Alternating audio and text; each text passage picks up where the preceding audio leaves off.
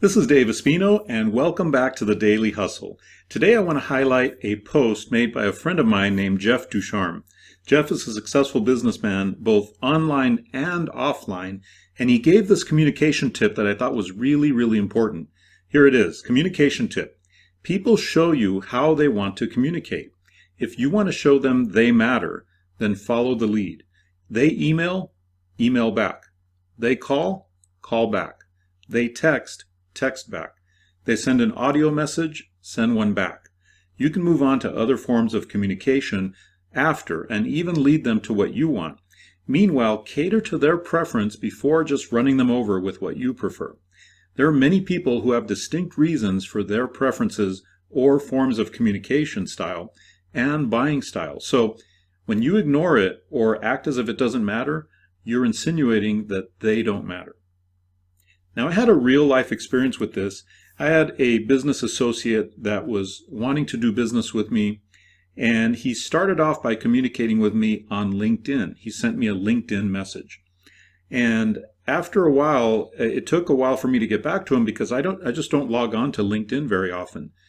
So I got back to him, and then he came back to me again. It took me a few days to get back to LinkedIn, and I replied to him and I said, look, please email me.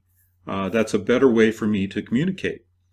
And the next message I got from him was again on LinkedIn. He didn't pay attention to what I said, and therefore we never ended up doing business because we were just always passing each other and waiting days and days for us to communicate back and forth, and it was just bad.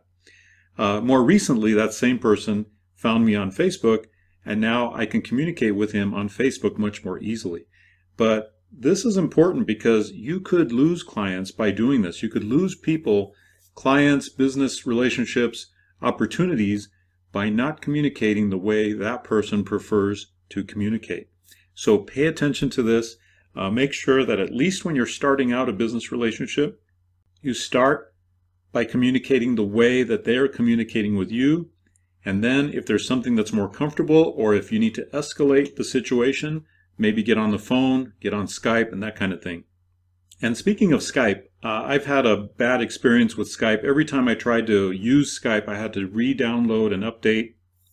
Besides the fact that it's just not intuitive to me personally, I stopped using Skype. But a lot of people in the internet marketing world use Skype almost like a second phone, and they always want me to Skype with them, and I just don't like the idea of doing it because there's just been so many glitches on my end with Skype. So I always say I'd rather do a phone call.